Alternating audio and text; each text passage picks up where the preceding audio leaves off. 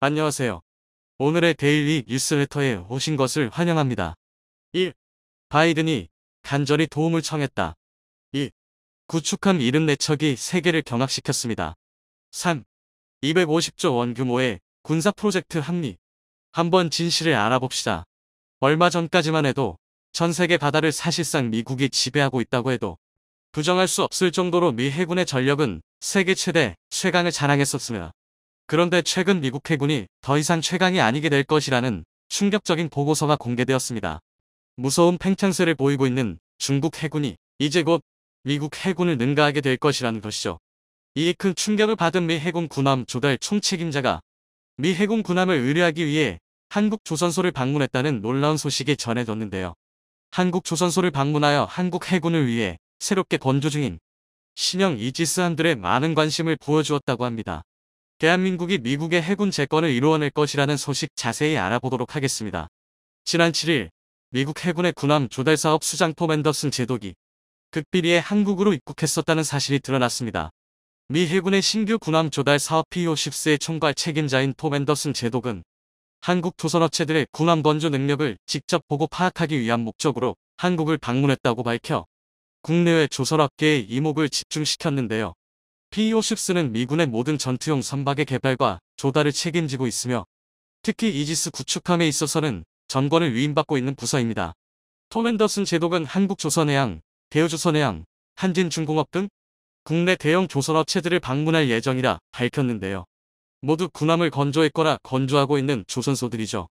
앤더슨 제독은 우리는 세계적 수준의 조선 성능을 추구한다며 시간을 내어 제품과 프로세스에 대해 교육해준 조선소에 감사드리고 상호 이익이 되기를 바라며 후속 계약을 기대한다고 전했습니다. 그런데 미국 군함 조달 최고 책임자가 갑자기 한국을 방문한 이유가 무엇인지 의문이 드는데요. 군사 전문가들은 얼마 전 미국에서 공개된 몇 장의 보고서들 때문일 것이라 추측하고 있다고 합니다. 얼마 전 미국에서 충격적인 분석 내용을 담은 보고서가 공개되며 미 의회에 큰 충격을 선사했습니다. 미국 군사 전문가들과 군사 싱크탱크에서 입을 모아 이대로면 미국 해군이 곧 중국 해군에게 추월당할 수 있다고 경고한 것인데요. 지난달 17일 미국의 해군전쟁대학의 샘 탱그레디 교수가 해군연구소 저널 프로시딩에 기고한 큰 함대가 이긴다는 제목의 글이 공개되었습니다. 이 글에서 탱그레디 교수는 해전에서 질적 우위인 소규모 함대는 승리액이 아니다라며 배가 많은 쪽이 거의 항상 이긴다고 말했는데요. 이를 통해 현재 소규모 첨단 기술 위주로 개편되고 있는 미국 해군이 신규 군함을 붕어빵 찍듯 찍어내고 있는 물량 위주의 중국 해군에게 밀리게 될 수 있다고 주장해 큰 논란을 불러일으켰습니다. 탱그레디 교수는 역사적으로 벌어졌던 28차례의 해전을 분석한 결과 수적으로 우위에 있는 쪽이 이긴 경우는 25차례였고 기술 우위에 있는 쪽이 승리한 경우는 3차례에 그친 것으로 나타났다고 밝혔습니다. 그런데 흥미롭게도 그 3차례의 해전 중에는 임진왜란 해전이 포함되어 있었습니다. 또한 3번을 빼고는 모두 수적으로 우위에 있는 쪽이 이겼고 수가 비슷하면 전술, 전략이 뛰어나거나 지휘력이 앞서는 쪽이 이겼다며 이러한 역사적 선례에 비춰볼 때 미 해군이 기술 우위를 통해 중국 해군의 양적 증가에 맞서겠다는 전략은 잘못일 수 있다고 지적했습니다. 지난해 11월 국방부에서 공개한 2022년 중국 군사력 보고서에 따르면 중국 해군은 함정수에서는 2020년 미국을 앞질렀고 현재 340척에 이르는 함대를 2년 안에 400척까지 늘려나갈 계획입니다. 반면 미국의 군함 건조 계획은 2045년 350척으로 예정되어 있습니다. 미군은 중국의 물량을 앞선 기술력으로 찍어 누르겠다는 계획인데요. 미국 해군 운항계획 보고서에서 세계는 새로운 전쟁의 시대에 돌입했으며 여기서는 함대의 크기보다는 기술과 개념, 파트너, 체계의 통합이 전쟁의 승리를 결정지을 것이라고 밝히기도 했습니다. 그러나 탱그레디 교수는 역사적으로 봤을 때 숫자는 중요하지 않다. 우리 배는 훨씬 성능이 좋아서 숫자가 적어도 된다는 주장은 근거가 없다. 그런 주장은 역사적 증거에 무지한 가정이라고 반박했습니다. 또한 중국과의 해전은 소규모인 미국 해군 전력이 중국 앞마당에서 대규모 중국군과 맞붙는 형태가 될 것이라며 미국의 지도자들은 수적 우위 없는 기술적 우위에 어느 정도 도박을 할 수 있을지 자문해야 한다고 말했습니다. 미국의 싱크탱크 헤리티지에서 2023년 미국의 군사력 지수 보고서가 이러한 주장을 뒷받침해주는데요. 올해 보고서에서는 사상 처음으로 2023년 해군의 점수를 약함으로 매우 낮게 평가했습니다. 중국 해군이 대만을 공격하기 위해 공격적인 확장세를 펼치고 있는 반면 미 해군의 준비 태세는 매우 미약하다는 것이죠.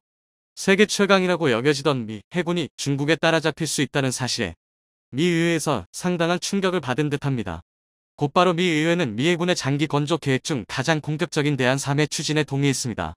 대안 3은 향후 30년간 포드급 항공모함 7척, 알레이버크급 이지스 구축함 16척, 차세대 구축함 DDG-X 47척, 컨스텔레이션급 플라이트 57척을 포함한 총 340척의 전투함을 획득하는 미 해군 전력 증대 방안입니다.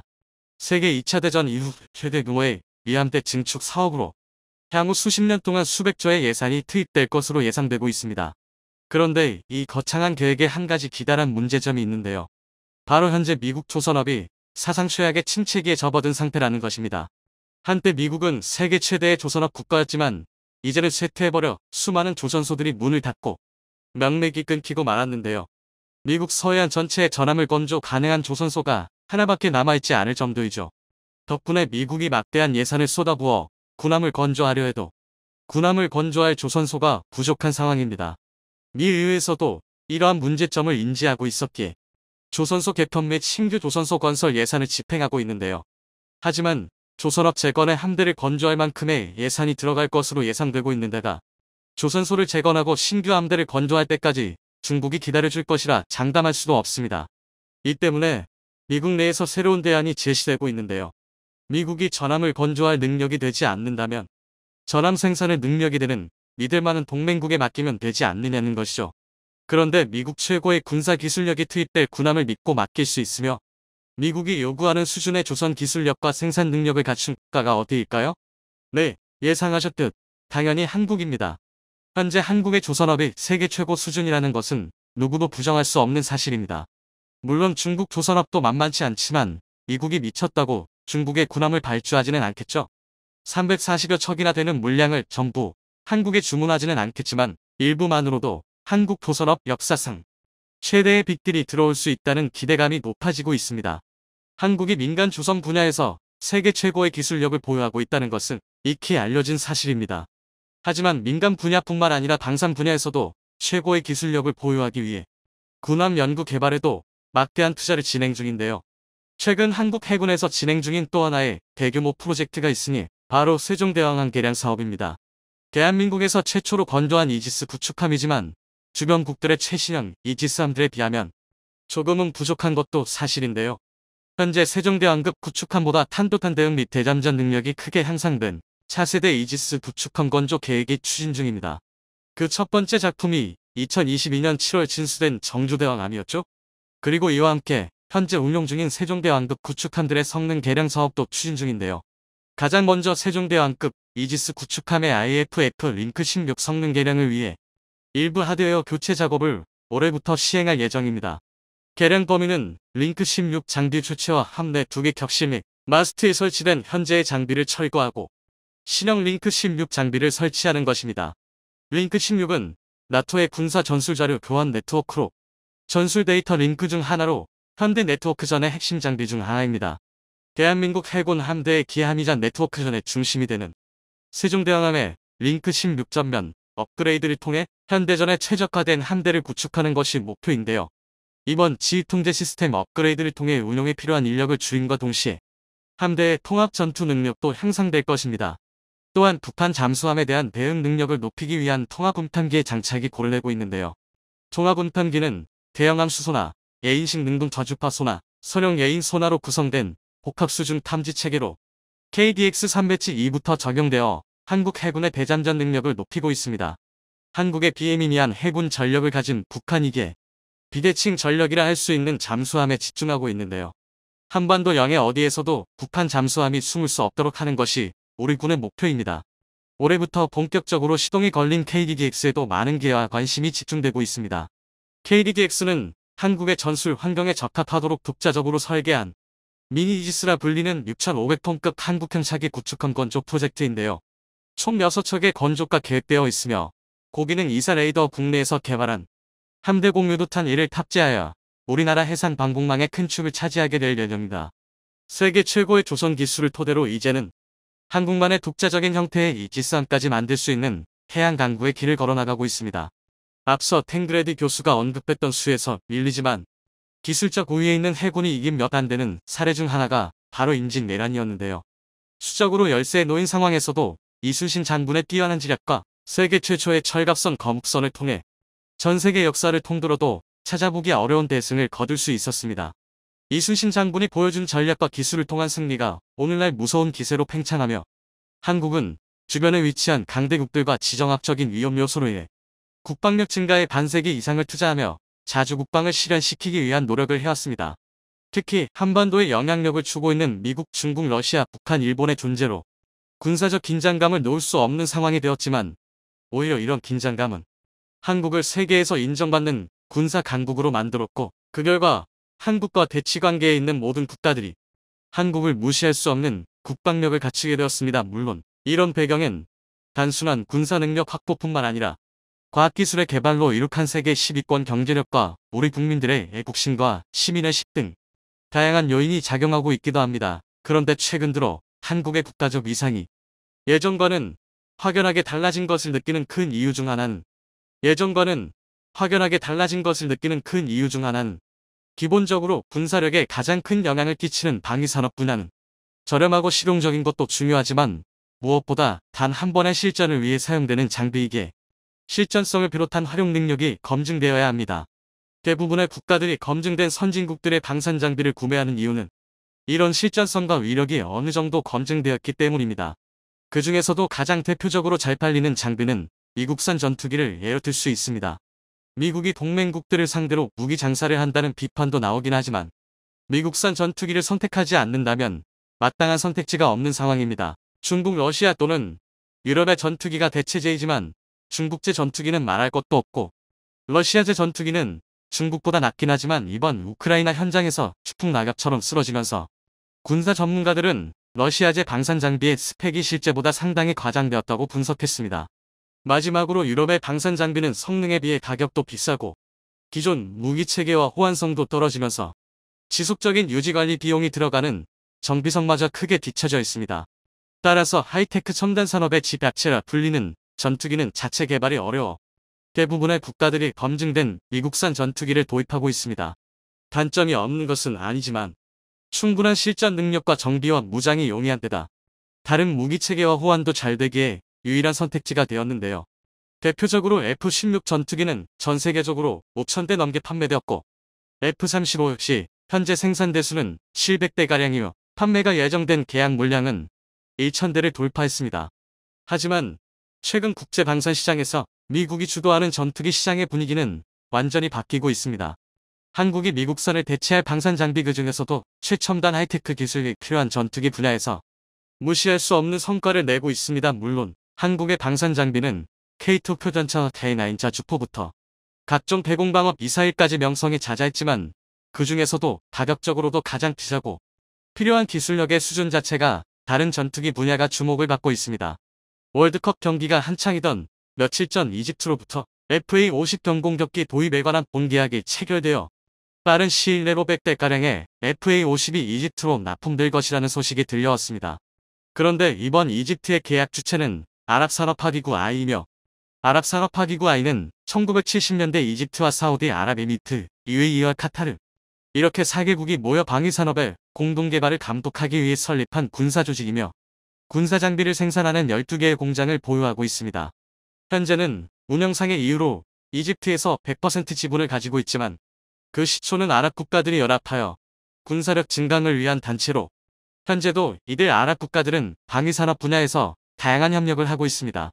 아랍 국가들 중에서 가장 강력한 방위력을 지닌 것으로 평가받는 이집트가 한국의 FA-50 경공격기를 도입하게 되자 I와 관련되었던 국가들 중수 FA-50을 눈독들이고 있는 상황입니다. 현재 I의 구성국인 사우디, 카타르, UAE의 주력 전투기들은 구형의 F-15와 F-16으로 대부분 80년대에 도입된 4세대 미국산 전투기입니다. 특히 지난 수십 년간 미국과 사이가 좋았던 중동 국가들이었지만 최근 들어 석유 감산 문제와 사우디가 주축인 석유 수출기구 오펙 국가들이 같은 산유국인 러시아와 정책 방향을 같이 하면서 미국과의 갈등이 조금씩 커지게 되었고 그 결과 미국의 바이든 정부에선 카아람에미리트 UAE에게 F-35 스텔스 전투기 판매를 중단하는 결정을 내렸고 터키는 F-35 프로그램에서 퇴출시켰습니다. 또한 사우디와 카타르 정부는 미국 정부에게 F-35 스텔스 전투기 판매를 요청했지만 미국과 긴밀한 관계에 있으면서 중동 국가들과 군사적 긴장감을 유지 중인 이스라엘의 반대로 F-35 도입이 완전히 무산되었습니다. 이렇게 공군력이 비어버린 중동 국가들은 결국 울며 겨자 먹기로 유럽의 전투기들을 도입하고 있습니다.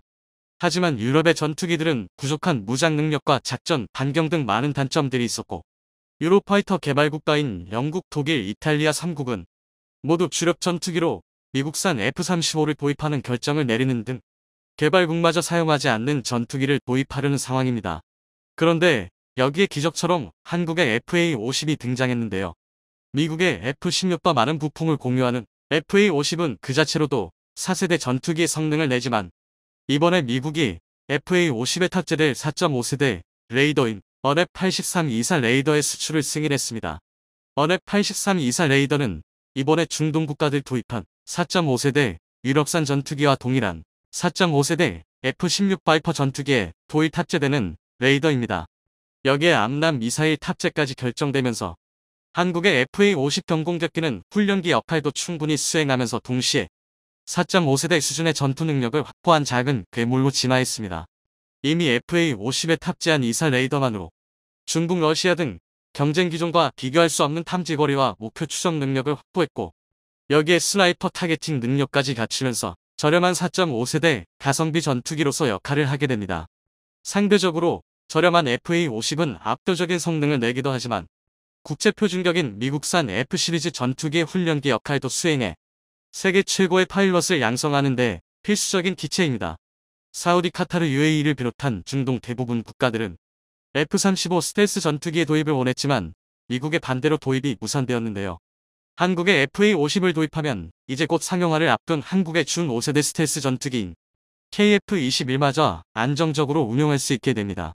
현재 범서방 진영에서 구매가 가능한 스텔스 전투기는 F-35가 유일하지만 여러가지 정치적인 이유로 구매할 수 없는 국가들이 매우 많기에 한국의 KF-21이 이들의 훌륭한 대안이 될 수 있다는 평가를 받고 있습니다.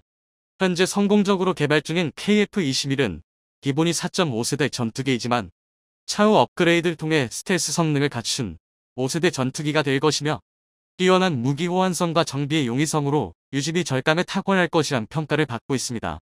전투기는 도입단가 못지않게 시간당 유지비가 매우 중요합니다. 현재 최신예인 F-35 스텔스 전투기는 1시간당 유지비가 4,800만원 가까이 들어가고 4.5세대 F-16 바이퍼는 2,500만원 수준입니다. 중동 국가들이 미국산 전투기를 사지 못해 울며 겨자 먹기로 구매한 유로파이터의 경우는 1시간당 유지비가 무려 1억 3천만원입니다. 실제로 유로파이터 타이푼을 개발한 영국은 유로파이터의 유지비용이 너무 비싸 성능이 더욱 뛰어나면서 가격도 저렴한 데다 유지비는 3분의 1 수준인 F-35를 더욱 많이 구매했을 정도입니다.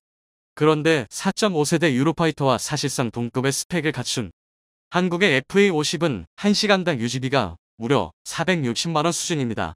1억 3천만원의 유지비를 자랑하는 유럽 전투기의 30분의 1 수준입니다. 즉 같은 4.5세대 전투기를 운용하는데 유럽 전투기가 1시간 동안 작전을 수행할 돈으로 한국산 FA-50은 30시간 동안 작전을 수행하는 것이 가능하다는 것입니다. 이처럼 고성능을 가진 전투기를 이렇게 저렴한 수준으로 판매 가능한 곳은 지구 역사상 대한민국이 유일무이합니다. 전투기는 다른 군사장비와는 다르게 생산 국가의 과학기술력이 총동원된 최첨단 장비이기에 역사적으로 군사 강국들이 독점적으로 판매해왔습니다. 미국, 러시아 등이 전 세계 전투기 시장을 양분하고 있었고 중국, 유럽 등 나머지 국가들이 전투기 시장의 일부를 차지하고 있었습니다. 이들은 핵보유는 물론이고 유엔 상임이사국이 포함된 강대국이라는 공통점이 있습니다. 반면 한국은 핵보유도 아니고 상임이사국도 아니지만 오로지 기술력과 합리적인 가격으로 전투기 시장을 잠식해 나가고 있습니다. 이전에도 한국이 전차와 자주포 그리고 대공 미사일 등 다양한 방산 장비에서 두각을 나타내며 국제사회 인정을 받아왔지만 초음속 전투기 분야는 이런 전통적인 방산 장비와는 차원이 다른 하이테크하다비게 이곳에서 세계 시장의 인정을 받는다는 것은 대한민국이 진정한 군사 강국으로 나아가는 것을 의미합니다. 유럽과 아시아 중동을 시작으로 FA-50의 판매량이 늘어나면 늘어날수록 FA-50 도입국들은 KF-21에도 자연스레 관심을 가질 수밖에 없습니다.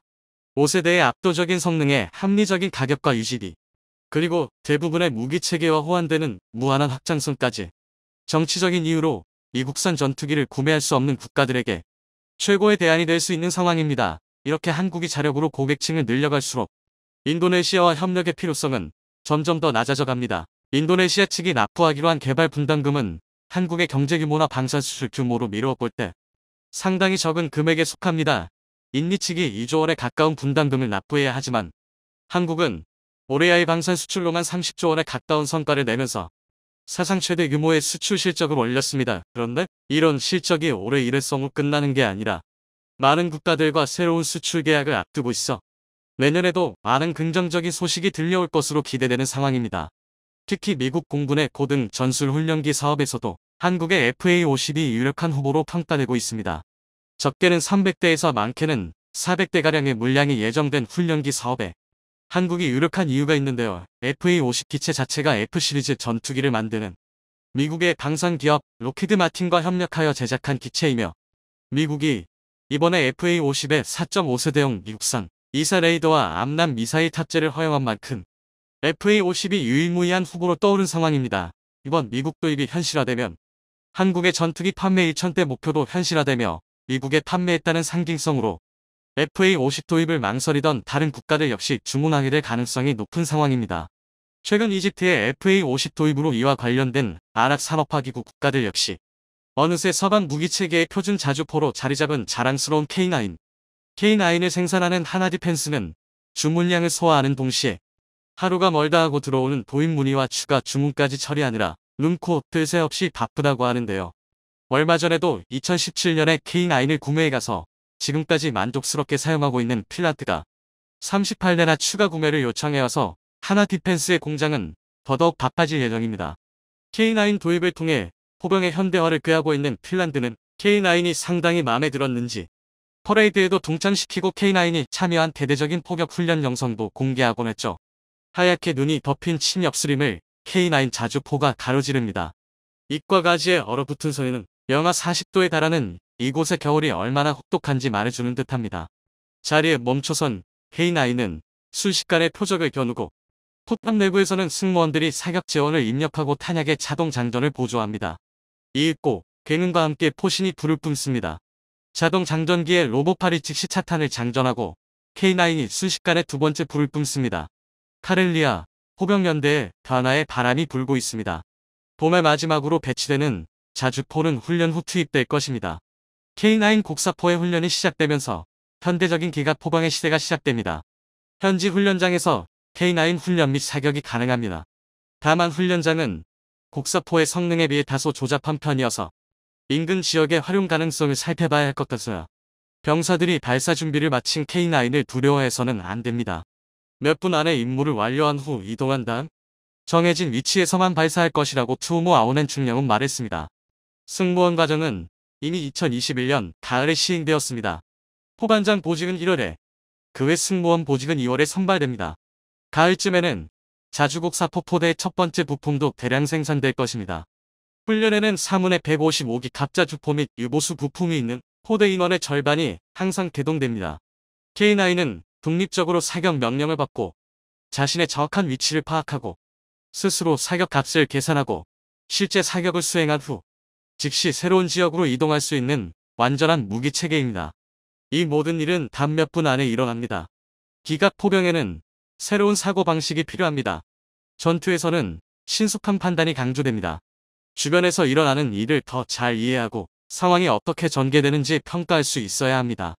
신속한 판단력은 표준화된 운영 원칙을 의미하며 특히 불분명한 상황에서도 빠른 의사결정으로 작전을 시작할 수 있는 능력을 의미합니다. K9은 불과 몇 분 안에 포격을 시작할 수 있는 전술 기동성이 매우 뛰어난 화력 단위입니다. K9이 투입되는 새로운 포병 체계에서는 수십 킬로미터를 이동한 후에도 그곳에 도착하자마자 상황 판단을 할 수 있어야 그 성능을 완전히 활용할 수 있습니다.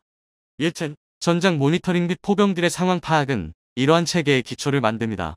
광범위한 전장에서도 작전을 디지털 방식으로 관리 장치와 공유하고 몇 분 안에 구현할 수 있어야 합니다.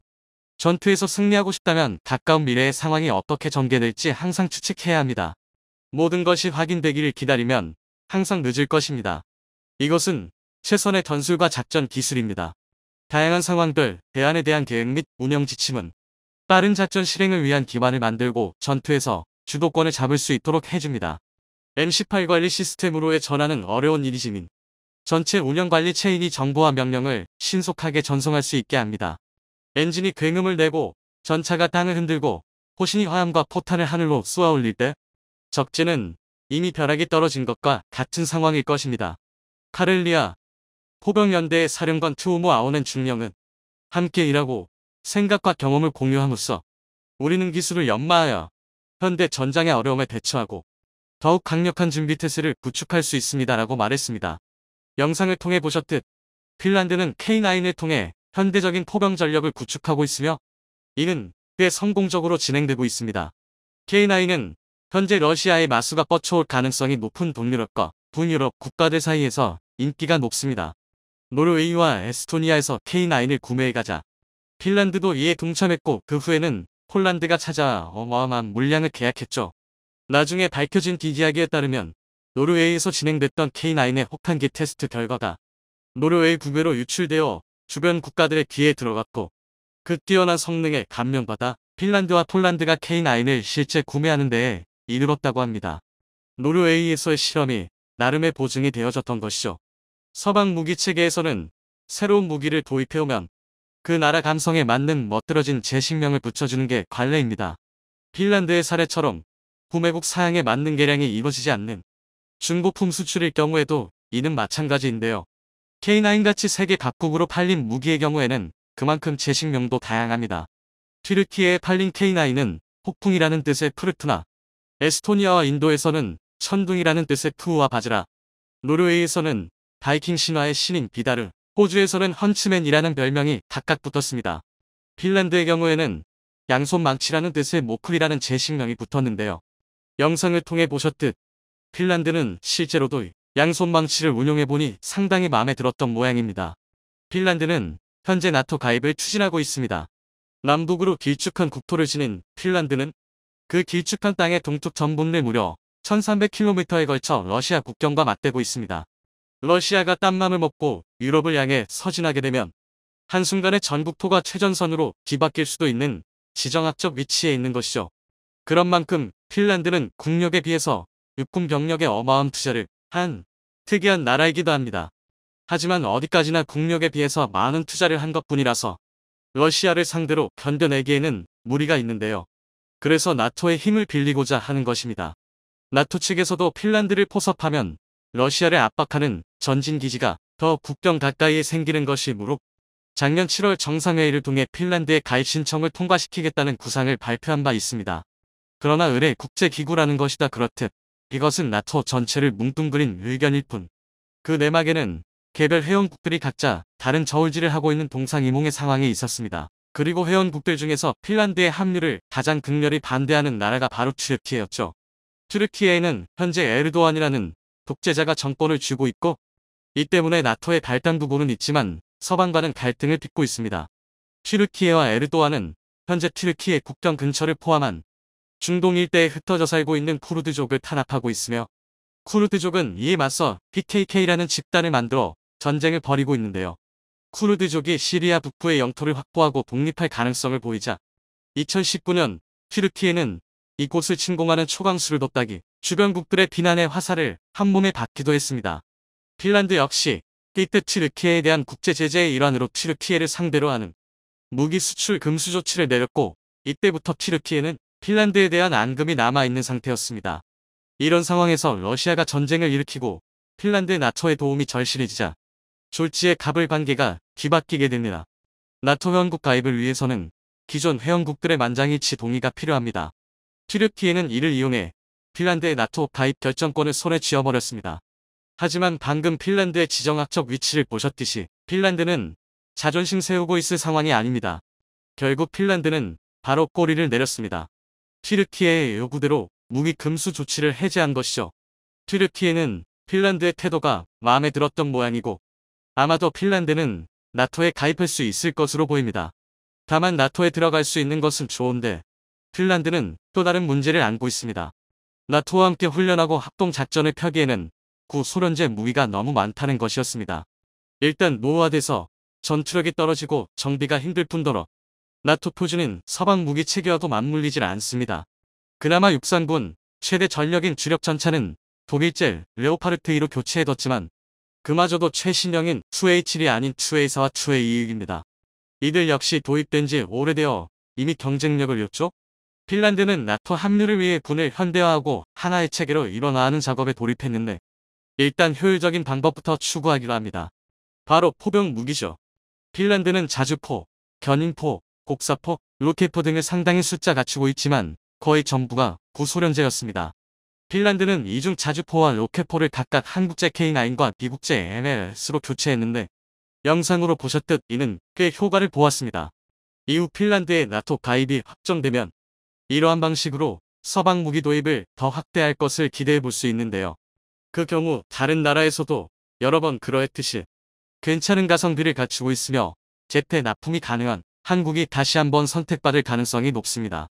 특히 EU 국가들인 폴란드나 노르웨이에서 한국 무기 대량 도입으로 한박 웃음을 짓고 있는 모습을 보면 더더욱 자극받겠죠. 이렇듯 추후 핀란드는 한국 방산의 새로운 고객이 될 가능성이 높습니다. 부디 두 나라가 끈끈한 협력 관계를 계속 발전시켜 나가면 좋겠습니다.